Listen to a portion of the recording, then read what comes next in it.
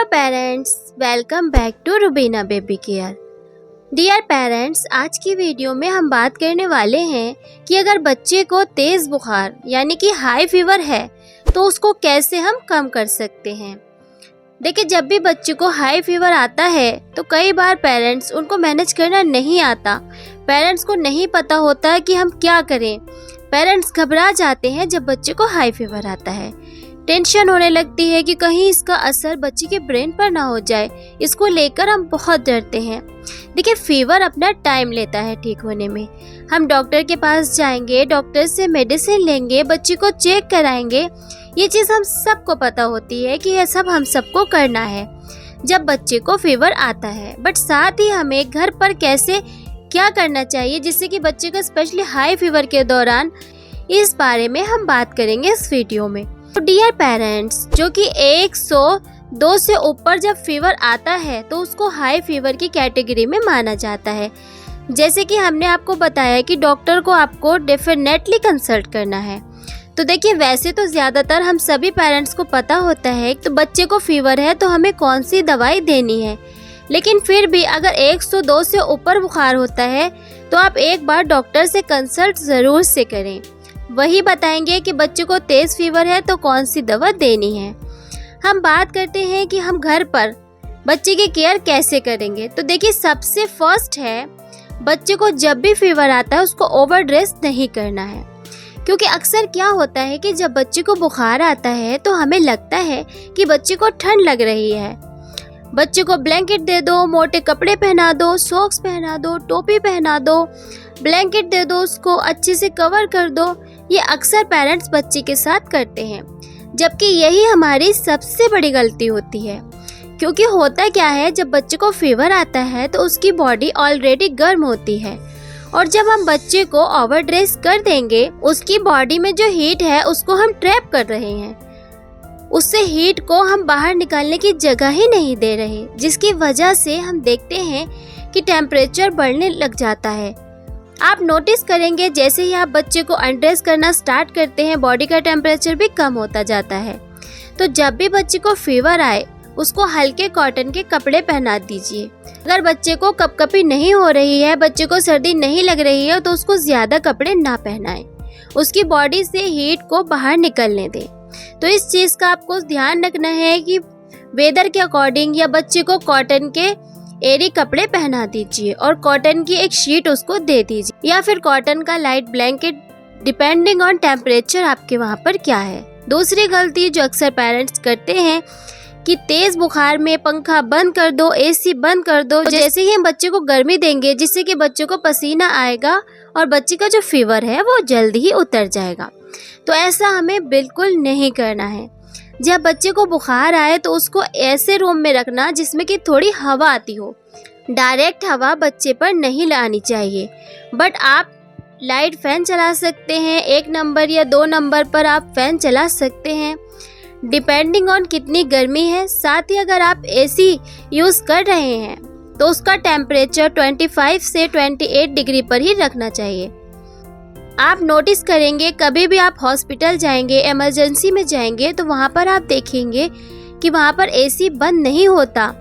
AC का temperature high करके रखा जाता है बिकॉज वेंटिलेशन बहुत ज़्यादा ज़रूरी होती है। विंडो ओपन कर दीजिए, हल्का फैन चला दीजिए, बच्चे को डायरेक्ट हवा से दूर रखें। इससे बच्चे की बॉडी को कूल डाउन होने में हेल्प मिलती है। अब बात करते हैं तीसरी और इम्पॉर्टेंट चीज़ के बारे में। आपने बच्चे को मेडिसिन तो दे दी जो डॉक्टर ने आपको दी थी, बट साथ ही अगर बच्चे का फीवर नहीं उतर रहा, अगर बच्चे का फीवर 102 से ऊपर है तो ऐसे में बच्चे को आपको स्पंज करना स्टार्ट कर देना है। इस बारे में आप एक बार अपने डॉक्टर से भी बात कर सकते हैं कि अगर बच्चे का फीवर नहीं उतर रहा तो क्या मैं उसको स्पंज कर सकता हूँ। लेकिन आपको एक बात का ध्यान रखना है कि जब भी आप बच्चे को स्पंज कर रहे हैं तो पानी का टेम्परेचर है वो ठंडा नहीं होना चाहिए। अगर गर्मियां हैं तो आप नॉर्मल टेम्परेचर यूज़ कर सकते हैं और अगर सर्दियां हैं तो हल्का गुनगुना पानी आप यूज़ कर सकते हैं। ज़्यादा गर्म पानी भी नहीं यूज़ करना है। इतना ज़्यादा ठंडा भी नहीं होना चाहिए और ना ही इतना ज़्यादा गर्म होना चाहिए। उसको लेकर आप बच्चे की बॉडी का स्पंज करना स्टार्ट कर सकते हैं। और एक सबसे बड़ी मिस्टेक जो हम पेरेंट्स करते हैं, जब बच्चे को हाई फीवर होता है तो हम बस उसके सर पर पट्टियाँ रख देते हैं, सर पर स्पंज करते हैं, मतलब बस सर पर उसके ठंडे पानी की पट्टियाँ रखते रहते हैं। लेकिन ऐसा नहीं करना है, पूरी बॉडी पर बच्चे के स्पंज करना है। उससे बच्चे का जो फीवर है बहुत ही जल्दी उतर जाएगा। सर पर कर सकते हैं आप, हाथों पर कर सकते हैं, बच्चे की पूरी बॉडी पर कर सकते हैं।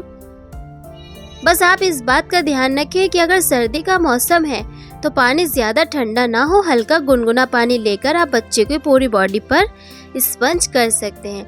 इसी के साथ आपको इस बात का ध्यान रखना है कि जब भी बच्चे को फीवर आता है, बच्चे के सर को कवर ना करें, हाथों को कवर ना करें, बच्चे को सॉक्स वगैरह ना पहनाएं, मोटे कपड़े ना पहनाएं। इससे बच्चे की बॉडी से जो हीट है वो बाहर नहीं निकल पाएगी और बच्चे का फीवर कम नहीं होगा।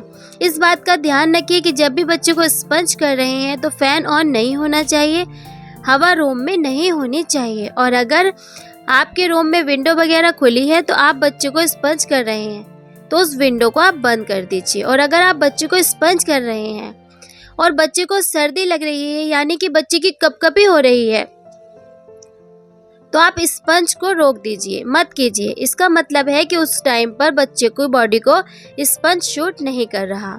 हमारे शोना को जब भी हाई फीवर होता है तो हम उसकी पूरी बॉडी पर स्पंज करते हैं, जिससे उसका फीवर बहुत ही जल्दी हल्का हो जाता है। कुछ बच्चे जो हैं वो टॉवल से, क्लॉथ से बच्चे को स्पंज देते हैं तो वो डिस्कम्फर्ट हो जाता है। तो उस केस में आप एक काम कर सकते हैं, अपने दोनों हाथों को हल्के गुनगुने पानी में डीप कर लें, हल्का सा भिगो लें और जैसे ही हम बच्चे को प्यार करते हैं दोनों हाथों से, ऐसे हल्के हल्के हाथ से बच्चे के फेस पर, बच्चे की बॉडी पर प्यार करें। उससे भी बच्चे का फीवर आप देखेंगे कि जल्दी ही कम हो जाएगा। नेक्स्ट आपको इस बात का ध्यान रखना है, बच्चे को पानी अच्छे से देना है। बच्चों को फीवर में हाइड्रेटेड रखना बहुत ज़रूरी होता है, तो इसके लिए आप बच्चे को पानी अच्छे से पिलाएं। बच्चे को पानी अच्छे से पिलाना हमारी सबसे बड़ी रिस्पॉन्सिबिलिटी होती है। हमें एज अ पेरेंट्स खाने को भूल जाना है, हमें उसके हाइड्रेशन पर ध्यान देना है, उसे लिक्विड देते रहना है। बच्चे को बहुत ज़्यादा फीवर है, बच्चा उठ नहीं पा रहा है, बच्चा बहुत वीक फील कर रहा है और उसके पानी पीने का मन नहीं करेगा। जो भी आपके पास मेडिसिन होती हैं, अगर आपका बच्चा बहुत छोटा है तो आप ड्रॉपर ले लीजिए। 6 महीने से ऊपर के बच्चे को आप अब पानी दे सकते हैं। ड्रॉपर से या फिर सिरप के ऊपर का जो कैप होता है उससे आप थोड़ा थोड़ा पानी बच्चे को पिला दीजिए। 5 ml आप बच्चे के मुंह में पानी डालते रहिए। बच्चा पानी नहीं पी रहा है तो अगर आप उसको इस तरीके से पानी देंगे, पानी उसकी बॉडी में जाएगा तो उसकी बॉडी कूल डाउन हो जाएगी, हाइड्रेशन मिलेगी, जिसकी वजह से बॉडी रिकवर जल्दी करेगी और बॉडी की हीट जो है वो भी कम होगी। प्रॉब्लम होती है कि बच्चे को फीवर आया और बच्चे ने पानी पीना बंद कर दिया, बच्चे ने खाना खाना बंद कर दिया। तो इस बात को आपको ध्यान रखना है कि बच्चे को थोड़ी थोड़ी देर पर पानी देते रहना है। बच्चा अगर छोटा है, फीवर की वजह से कुछ नहीं खा पा रहा है तो उसको ज़बरदस्ती फोर्स ना करें, उसको ब्रेस्ट फीडिंग करवाते रहें। जैसे ही उसका फीवर ठीक होगा अच्छे से खाना खाना स्टार्ट कर देगा। इसके अलावा बच्चे को रेस्ट करना इस टाइम पर बहुत ज़रूरी होता है। बच्चा इस टाइम पर एक्स्ट्रा स्क्रीन देख रहा है या फिर आपको बच्चे को इतना टाइम देना पड़ेगा तो ये सोच लेते हैं कि बच्चे को फ़ोन दे देते हैं, फ़ोन चलाएगा, थोड़ी उसकी तबीयत बेहतर हो जाएगी, फ़ोन देखेगा। पर यह गलती आपको नहीं करनी है। इस टाइम पर आपको बच्चे को बेड पर रखना है, रेस्ट कराना है, उसकी बॉडी को रिकवर करने में ज़्यादा हेल्प करेगा।